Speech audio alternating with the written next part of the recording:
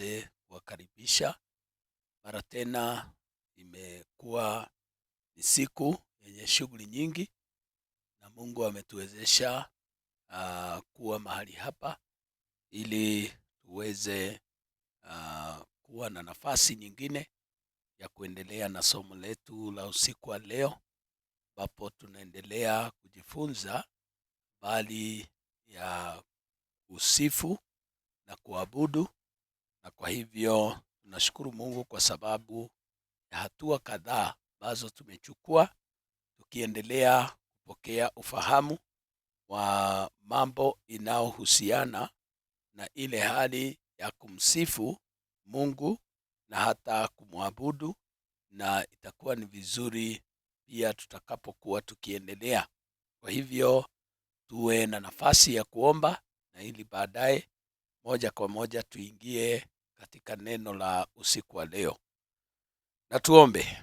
Baba wetu na Mungu wetu, mara tena twaja mbele zako, tunakutukuza, tunakuinua, tunasema ni asanti kwa ajili ya wema wako, kwa ajili ya fadhili zako. Hakuna Mungu mwingine kama wewe.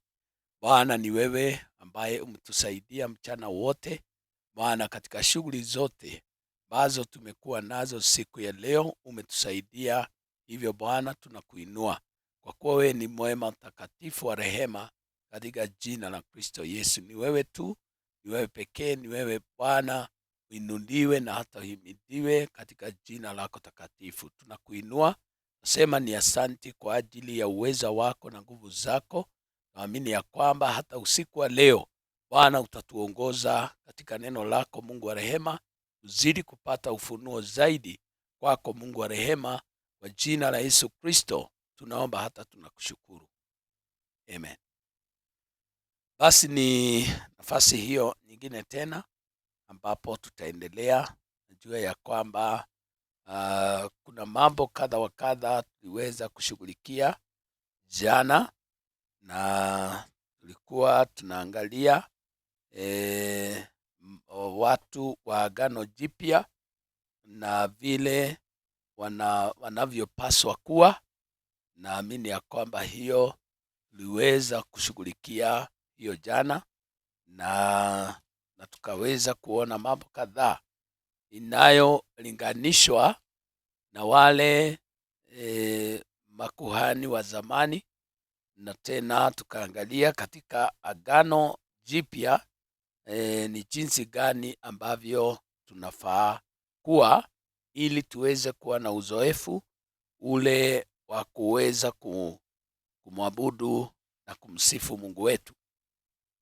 Katika eneo la kumsifu tunaweza kuangalia ile hali ya ama tunaweza kujiuliza swali hili: kwa nini tumsifu Bwana? Katika eneo la kumsifu Mungu tujiulize swali, kwa nini tumsifu Bwana? Na naweza kusoma katika Zaburi 47 na mstari wa 7, Psalms 47 and verse 7.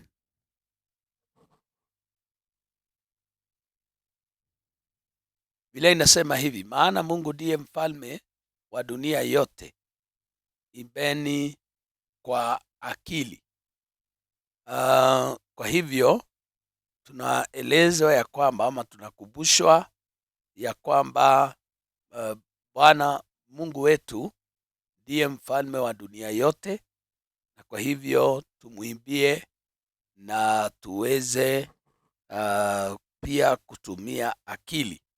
Kwa hivyo tunapaswa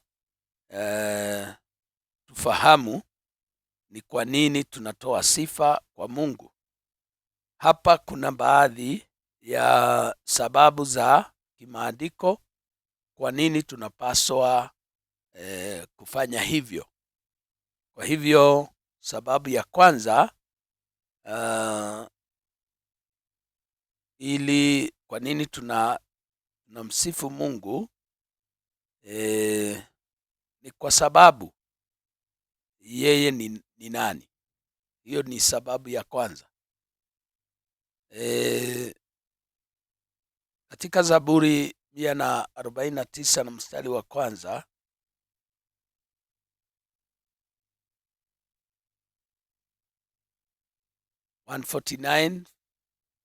verse 1, Psalms 149 verse 1. Sababu ya kwanza ni kwa sababu yeye ni nani, ndiposa tunamsifu.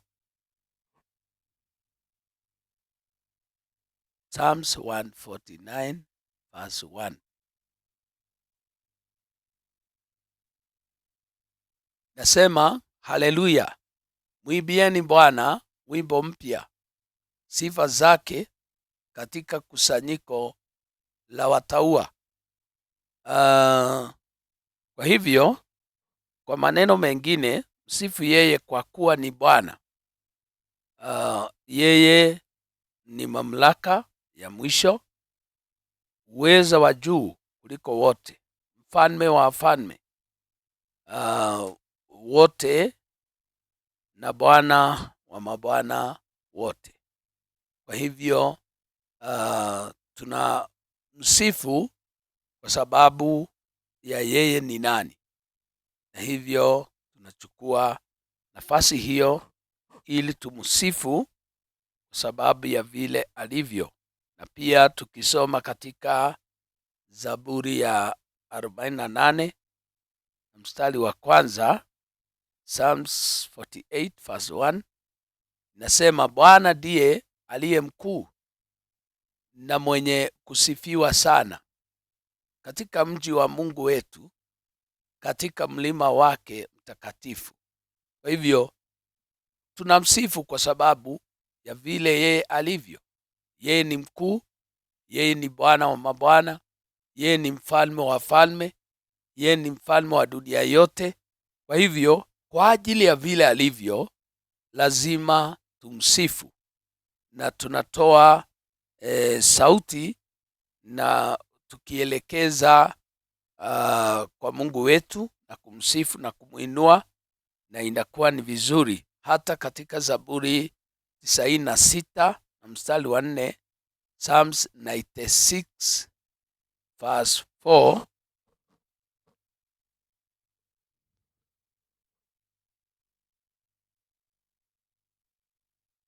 nasema, kwa kuwa Bwana ni mkuu, mwenye kusifiwa sana na wa kuhofiwa kuliko miungu yote. Kwa hivyo, kwa sababu hiyo inafaa kumsifu sana. Biblia inasema yeye ni mwenye kusifiwa sana kwa sababu ni mkuu, na yeye ni wa kuhofiwa kuliko miungu yote.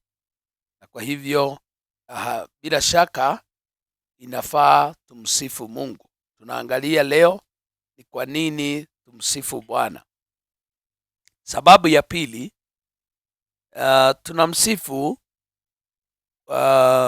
ili hali tunamtukuza. Sababu ya ambayo inafanya tumsifu katika ile hali ya kumtukuza.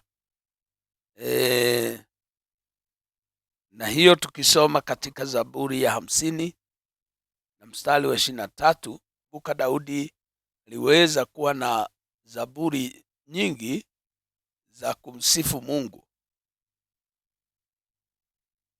Zaburi 50 na mstari wa 23 nasema, atoaye dhabihu za kushukuru ndiye anayenitukuza, naye autengenezaye mwenendo wake nitamwonyesha wokovu wa Mungu. Kwa hivyo tuna sababu nyingine ya kumsifu Mungu ni ili tumtukuze, na kwa hivyo ni kazi yetu na inafaa kabisa kumtukuza Mungu, na watu wote wajue ya kwamba tunaimba sifa, tuna shukurani, tunamuinua, tunamtukuza Mungu wetu sababu yeye ni mwema na ametenda mambo mengi katika maisha yetu. Sababu ya tatu, tunamsifu kwa kuwa Mungu anatuamuru tufanye hivyo.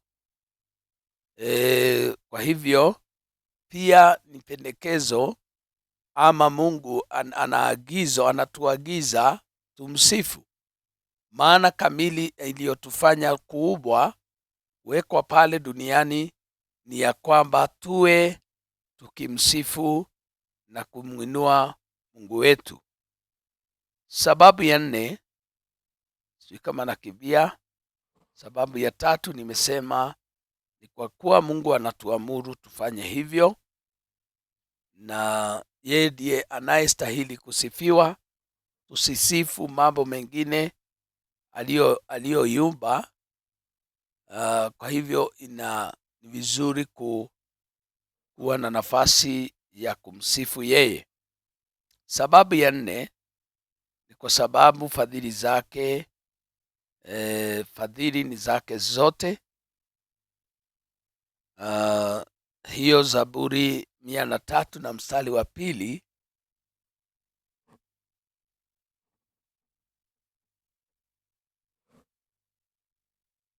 Zaburi 103, 103 verse 2 inasema, nafsi yangu mhimidi Bwana, wala usisahau fadhili zake zote. Na kwa hivyo sababu fadhili zote ni zake, basi inafaa tumsifu na tusije tukasahau kufanya kazi hiyo. Tunamsifu kwa sababu ya wema wake, na ya hiyo katika Zaburi 107 mstari wa 21 inasema hivyo. Zaburi 107 mstari wa 21.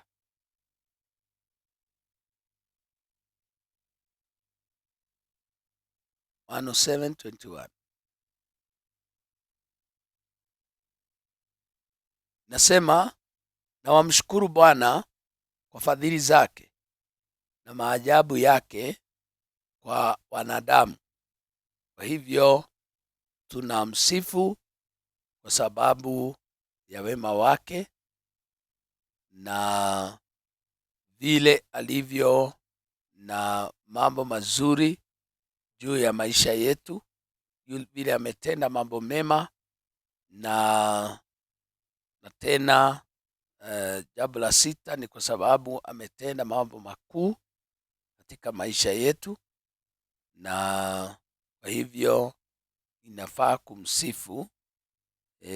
Pia tunamsifu kwa sababu ni vema kufanya hivyo. Ni jambo jema kumshukuru, kumuinua Mungu wetu. Na jambo la 8 ni kwa sababu anastahili. Tunamsifu kwa sababu anastahili.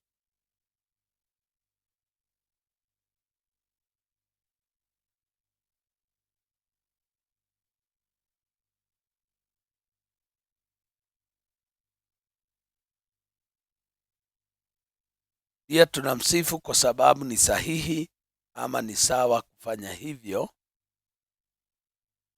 Ni sawa kumsifu, hatuna mwingine wa kumsifu, na hivyo tunafaa kumsifu Mungu wetu.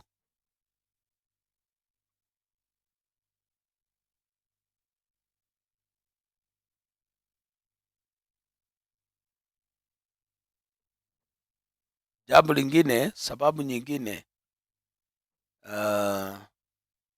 kisoma katika Zaburi 22 mstari wa 3.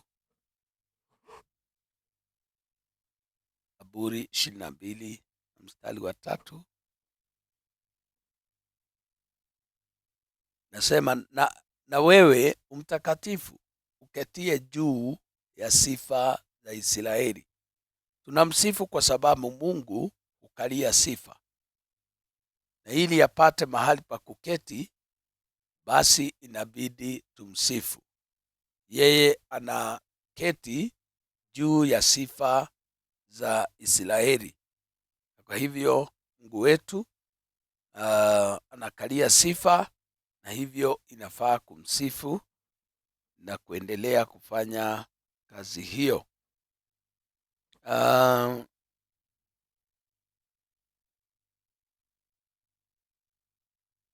Jambo lingine, kusifu ama sababu nyingine, kusifu hufanyisha uwezo.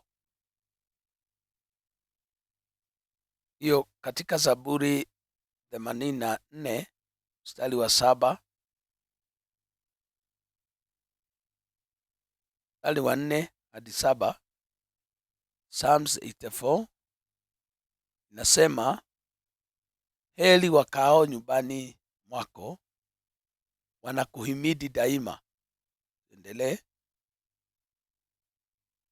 Heri ambaye nguvu zake zatoka kwako, na njia ziendazo Sayuni zimo moyoni mwake. Wakipita kati ya bonde la vilio, ulifanya kuwa chemichemi, naam, mvua ya vuli ulivika baraka. Mstari wa 7, huendelea toka nguvu hata nguvu, huonekana Sayuni kila mmoja mbele za Mungu. Kwa hivyo daima heri wakao nyumbani mwako, na wakiendelea pale wanapata nafasi ya kumwabudu Mungu.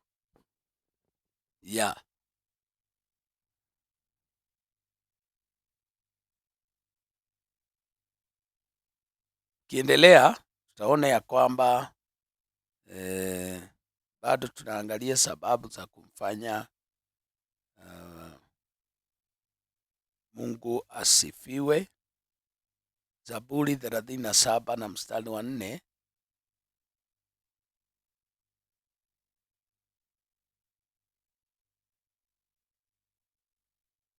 nasema, nawe utajifurahisha kwa Bwana, naye atakupa haja za moyo wako. Tunapoendelea kumsifu Bwana, ni rahisi sana kupokea hoja za mioyo yetu. Kwa hivyo sababu nyingine inatufanya kumsifu ni ili ya kwamba kupitia zile sifa ataachilia hoja zetu, na kwa hivyo atakutana na haja zetu, na haja za mioyo yetu atakutana nazo. Pia kusifu kutangulia ushindi,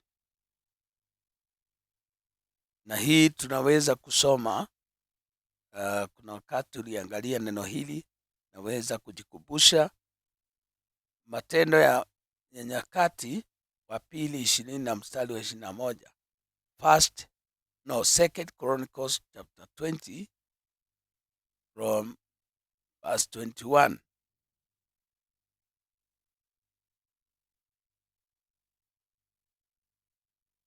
Naye alipokwisha kufanya shauri na watu, akawaweka wale watakaomwimbia Bwana na kumsifu katika uzuri wa utakatifu, wakitoka mbele ya jeshi na kusema, shukuruni Bwana, kwa maana fadhili zake ni za milele.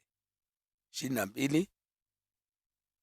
Nao walipoanza kuimba na kusifu, Bwana akaweka waviziao juu ya wana wa Amoni na Moabi na wa mlima Seiri, waliokuja juu ya Yuda, nao wakapigwa.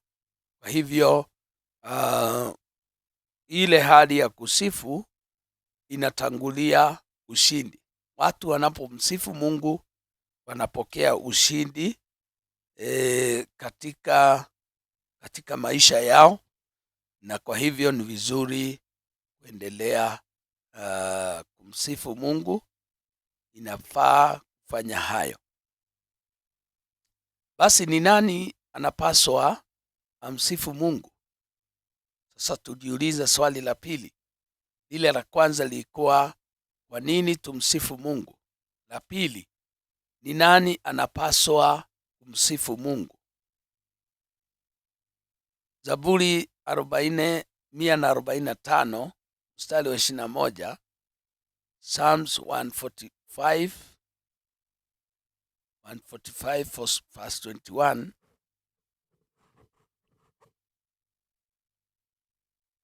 nasema hivi: kinywa changu kitazinena sifa za Bwana, wote wenye mwili na walihimidi jina lake takatifu milele na milele. Kwa hivyo jawabu ya kwanza ni kuwa watu wote wa kila mahali wanahitajika kumsifu Mungu. Watu wote wanahitajika kumsifu Mungu, na hiyo pia inarudiwa katika Zaburi ya 148 148 verse 11. Pia inaendelea kutujulisha ya kwamba watu wote wa tabaka mbalimbali katika mataifa yote wanahitaji kuweza kumsifu Mungu, na pia inasema ni wale wenye mwili. Kwa hivyo kila mmoja mwenye mwili, kama vile tumesoma katika hiyo Zaburi, wote wenye mwili na walihimidi jina lake takatifu milele na milele. Pia katika Zaburi ya 150 na mstari wa 6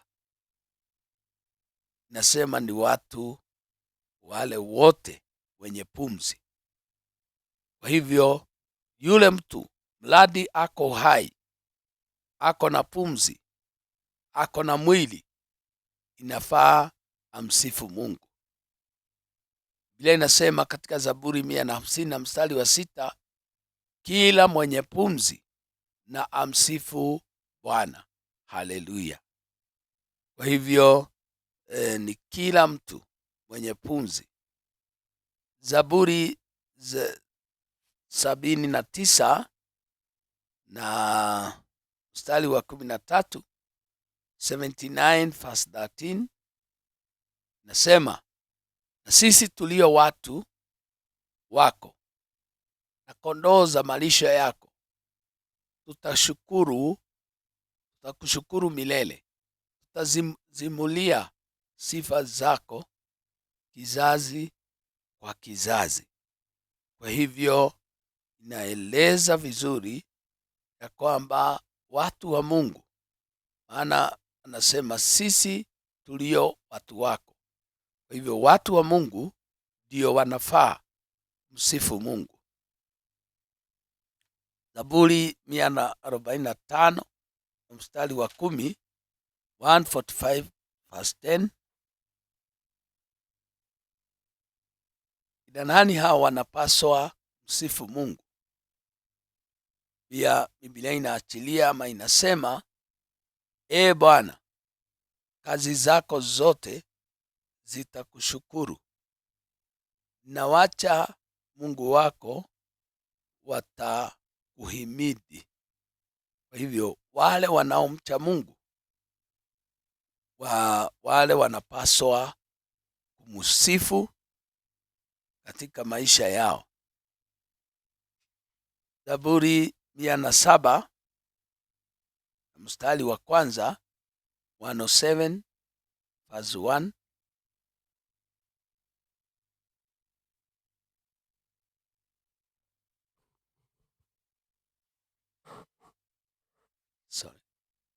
inasema hivi: mshukuruni Bwana kwa kuwa ni mwema, maana fadhili zake ni za milele. Mstari wa pili, na waseme hivi waliokombolewa na Bwana, wenye aliowakomboa kwa mkono wa mtesi. Kwa hivyo wote waliokombolewa wanafaa kumsifu Bwana.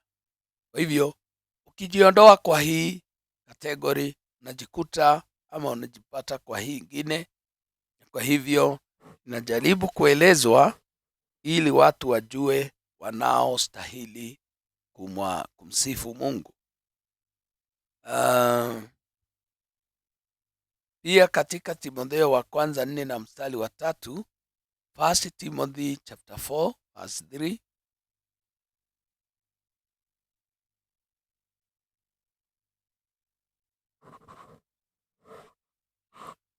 inasema hivi: wakiwazuia watu wasioe na kuwaamuru wajiepushe na vyakula ambavyo Mungu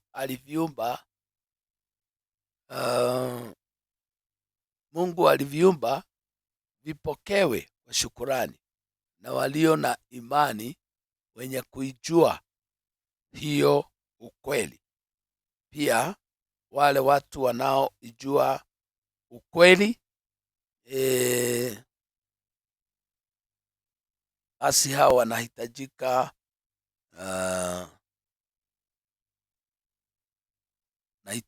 kumsifu Mungu. Zaburi 113 na mstari wa kwanza,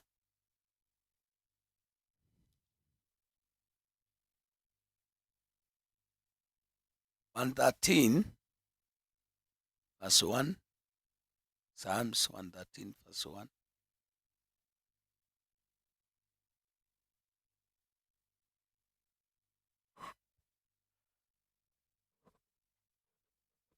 Biblia inasema hivi: haleluya, enyi watumishi wa Bwana, sifuni, lisifuni jina la Bwana. Kwa hivyo watumishi wa Bwana, wale wanaoitwa watumishi wa Bwana, wanafaa kumsifu Bwana.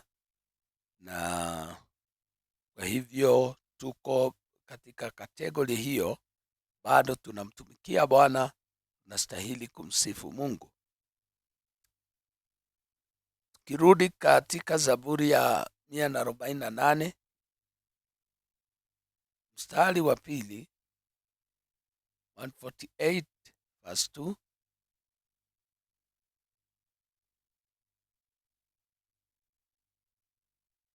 ile inasema, msifuni enyi malaika wake wote, msifuni majeshi yake yote. Pia malaika wanamsifu Mungu. Mstari wa 3, msifuni jua na mwezi, msifuni nyota zote zenye mwanga. Kwa hivyo ulimwengu wote na viumbe vyote vinastahili kumsifu Mungu wetu. Kwa hivyo yale ni baadhi ya mambo ambayo ama watu ambao wanamsifu Mungu. Tunapaswa tumsifu Mungu lini? Hili ni swali lingine, maswali la 3. Tunapaswa tumsifu Mungu lini?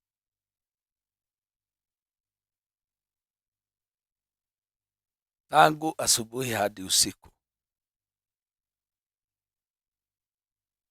Tangu asubuhi hadi usiku. Maana hiyo Zaburi ambayo tumeisoma 113 verse 3 inasema, toka mawio ya jua hata machweo yake jina la Bwana husifiwa. Kwa hivyo inafaa sana tumsifu Mungu wetu katika kuanzia asubuhi hadi jioni ama usiku. Namba 2, tunapaswa tumsifu Mungu lini? Siku nzima. maana katika Zaburi 71 mstari wa 8, Psalm 71 verse 8,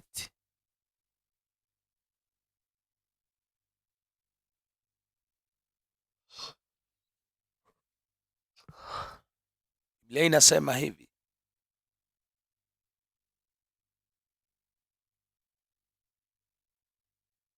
kinywa changu kitajazwa sifa zako na heshima zako mchana kutwa.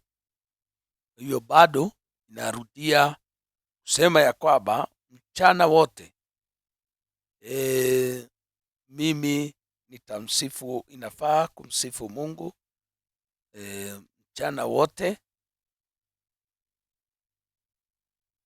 Pia katika Zaburi 146 na mstari wa 2, 146 verse 2,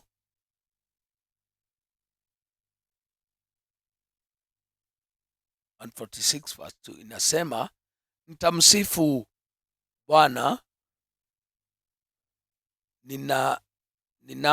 ninaoishi, muda ninaoishi.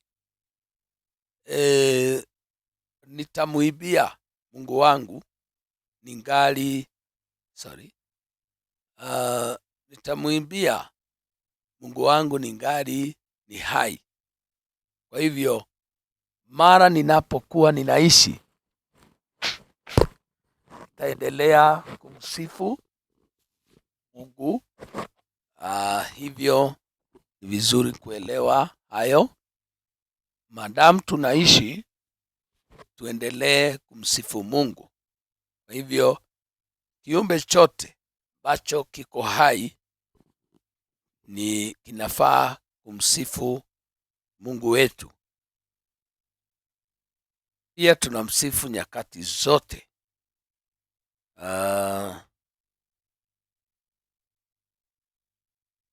34 na mstari wa kwanza, Zaburi 34 na mstari wa kwanza. Hiyo ni maanisha nitamsifu daima. Nitamhimidi Bwana kila wakati, sifa zake zikinywani mwangu daima. Kwa hivyo ni kila wakati. Na ingine ni kwamba tunamsifu hata nyakati za dhiki, wakati ambapo kuna taabu, kuna shida, bado tutamsifu Mungu. Zaburi 42 na mstari wa 11,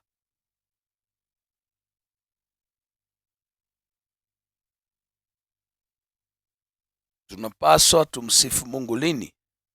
Tunapaswa kumsifu nyakati za dhiki. Zaburi 42 na mstari wa 11, Psalms 42 verse 11, nafsi yangu kwa nini kuinama na kufadhaika ndani yangu? Umtumaini Mungu, kwa maana nitakuja kumsifu aliye afya ya uso wangu na Mungu wangu. Kwa hivyo hata wakati moyo umeinama, ni vizuri kuendelea kumsifu Mungu. Kina Paulo na Sila waliposhikwa na kutiwa gerezani, walimsifu Mungu. Walikuwa katika dhiki, walikuwa katika shida, walikuwa wamepigwa mijeledi kadhaa, walikuwa pale wamefungiliwa miguu yao na mikono yalikuwa yamefungwa. Basi naona ya kwamba hata kama ni hayo, Mungu aliweza kusaidia, aliweza kuwakumbuka na Mungu akawatoa katika minyororo na katika kifungo kile, kwa sababu walimsifu hata wakati wa dhiki ama wa shida. Na Pia tutamsifu Mungu kwa kila jambo, kati zote, kati za dhiki, muda tuishipo, siku nzima, asubuhi hadi usiku, tutamsifu kwa kila jambo. Kuwe kuna furaha, kuna kilio, kuna nini, kwa kila jambo tutamsifu Mungu wetu. Tunapaswa tumsifu Bwana wapi? Hili ni swali lingine.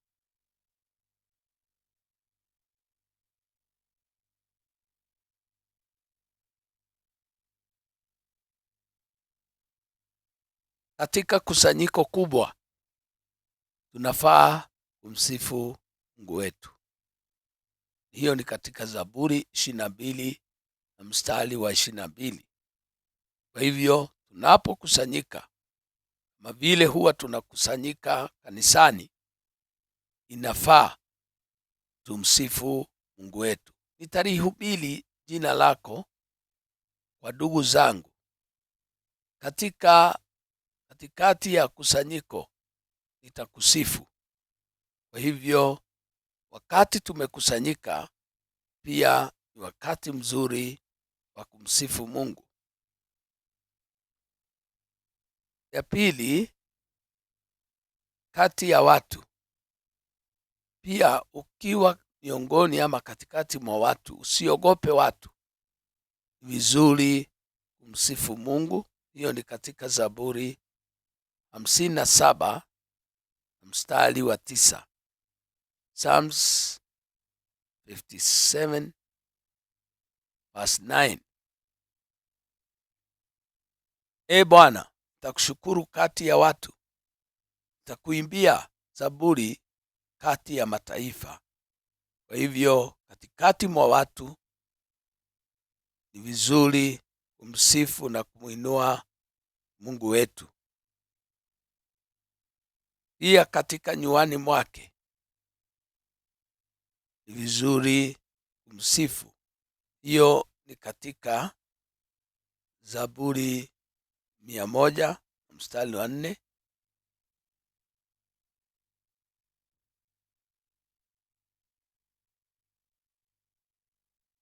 Ingieni mlangoni mwake kwa kushukuru, nyuani mwake kwa kusifu. Shukuru, himidini jina lake. Katika Kiingereza, version ya Kiingereza, enter into his gates with thanksgiving and into his courts with praise. Be thankful to him and bless his name. Kwa hivyo nyuani pale katika courts, na kwa hivyo tunaambiwa tumsifu Mungu tunapoingia katika nyumba ya Mungu wetu. Tumsifu mahali pale. Katika baraza ya wazee pia tunafaa kumsifu Mungu. Zaburi 107 na mstari wa 32. Psalms 107 verse 32.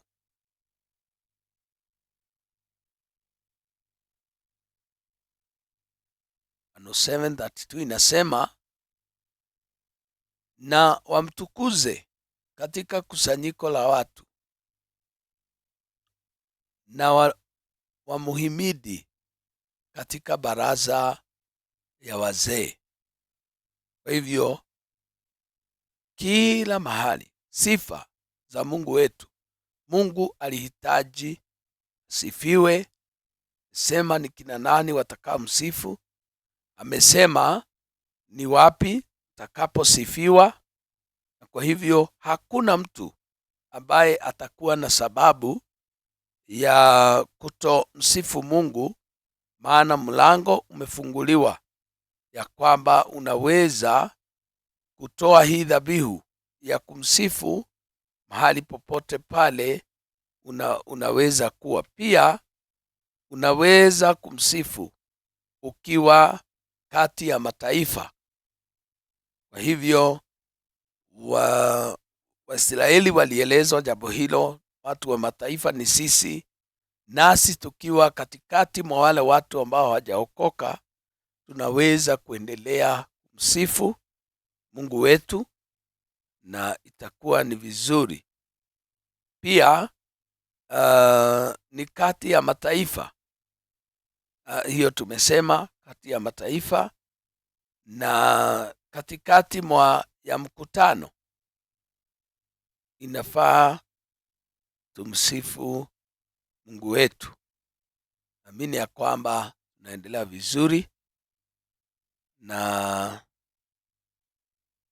sasa tuangalie baraka na vikwazo vya kusifu. Baraka na vikwazo.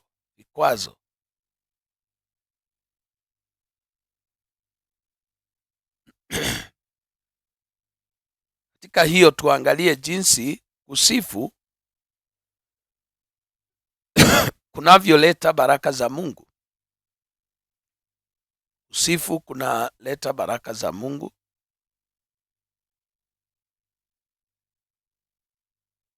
Na kama vile kuna ulimwengu, kuna mdwala ambao huleta baraka kubwa kwa nchi. Unafahamika kama mdwala wa maji, yaani ni ile recycle. Kama vile tunajua mvua kutoka juu kuja chini, inapanda tena kiwa vapor, water vapor, inaenda inarudi tena chini.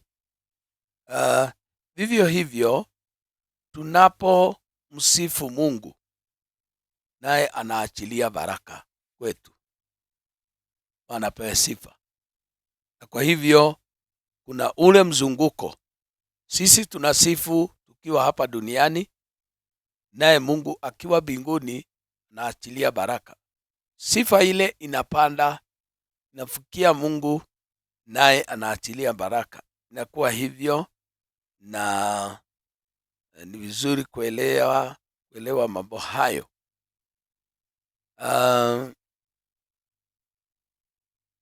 Pia tunapoendelea kuangalia sehemu nyingine katika kule kusifu, tunapokea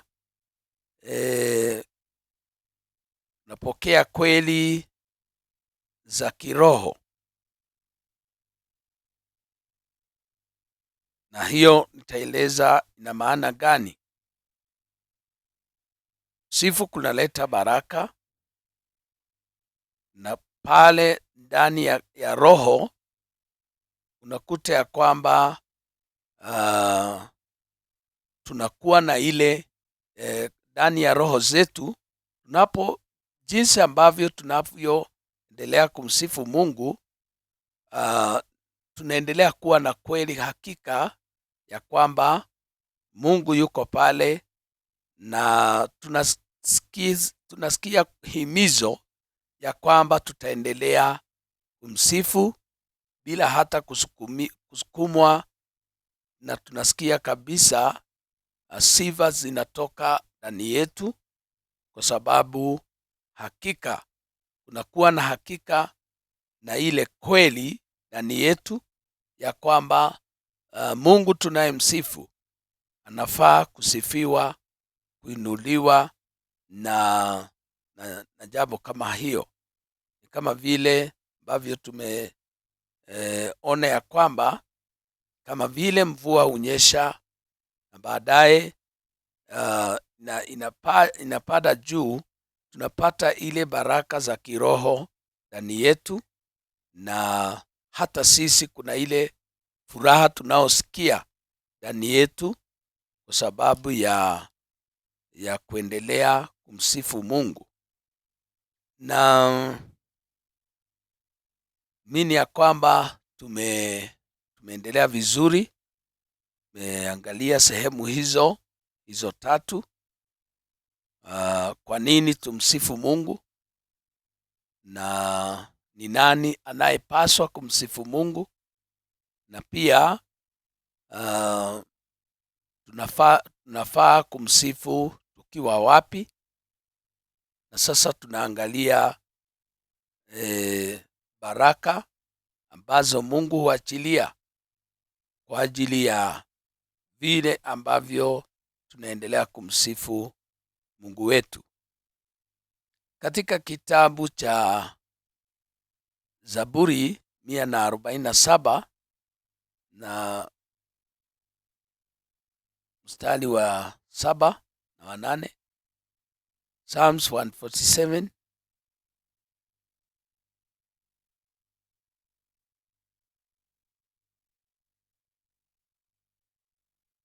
nasema hivi, Psalms 147 and verse 7, mwimbieni Bwana kwa kushukuru, mwimbieni Mungu wetu kwa kinumbi. Usifunika mbingu kwa mawingu, huitengeneza nchi mvua na kuyameesha majani milimani. Kwa hivyo mwandishi huu wa Zaburi anaendelea kusimulia yale matendo Mungu anayoyafanya, na kwa hivyo ni vizuri kuendelea kumsifu Mungu. Kwa hivyo kuna baraka ambazo Mungu anaachilia sawasawa na vile anavyoachilia mvua na inatunyeshea, na kwa hivyo pia tunapomsifu Mungu anaachilia baraka hizo. Kuna vikwazo vya kusifu, kuna vikwazo vya kumsifu Mungu, na kikwazo ya kwanza ama kizuizi cha kwanza ni mtu anapotenda dhambi. Mtu anapojiingiza katika dhambi ama kosa lolote lile, unakuta yule mtu sasa hawezi kuwa na ile sifa kwa Mungu wetu. Kuna mambo yanayozuiwa, yanayomzuia kupata upenyo wa kuweza kumsifu Mungu. Zaburi 66 na mstari wa 18, Psalms 66, barriers to worship, to praise. Mojawapo ni sin ama dhambi, na Biblia inasema hivi, kama ningaliwaza maovu moyoni mwangu, Bwana asingesikia. Hivyo unakuta ya kwamba mtu anapokuwa na mawazo maovu moyoni mwake, basi yule mtu hata akiachilia sifa ama kumsifu Mungu, basi unakuta ya kwamba hataweza kupata upenyo ama sifa zake hazitasikika. Kwa hivyo ni vizuri kujiepusha na dhambi, yule mtu yeyote anayemsifu Mungu, ili aweze kupokelewa. Pia mtu anapokuwa na hatia, hili ni jambo lingine. Ukiwa na hatia, vizuri kujirekebisha. Huwa tunasema wale watu, hata wale wanaotuongoza katika sifa, waangalie maisha yao sana, ili ya kwamba wasiwe ni watu walio na dhambi. Na sisi wenyewe, sisi wote pia ambapo tunamsifu Mungu, tuangalie sana tusiwe na hatia. Na pia mambo mengine ya kiulimwengu, tuweze kukaa mbali na mambo ama kujiingiza na mambo machafu, matendo maovu na mambo kama hayo, ili ya kwamba tuweze kujiepusha na mambo haya. Tumai ya kwamba usiku wa leo tunaweza kufika mahali pale na ili ya kwamba Mungu akitujalia, kesho tutaweza kuangalia sehemu nyingine ile za njia za kibiblia kwenye kuabudu na kumsifu Mungu. Na kwa hivyo tuonekana kwamba tuna maswali siku ya leo.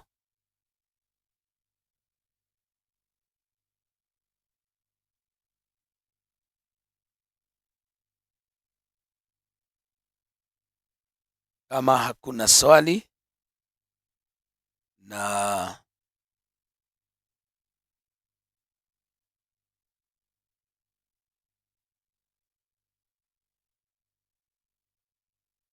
ni vizuri tumalizie na neno lingine moja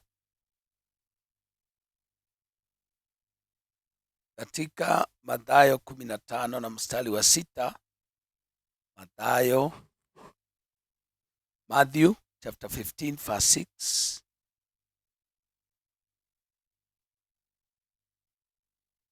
Ile inasema, basi asimheshimu baba yake au mama yake,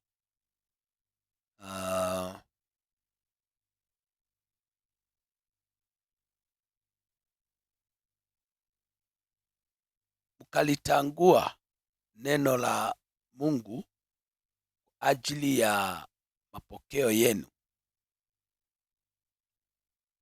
Enyi wanafiki, ni vema alivyotabiri Isaya kwa habari zenu akisema, watu hawa huniheshimu kwa midomo, ila mioyo yao iko mbali nami.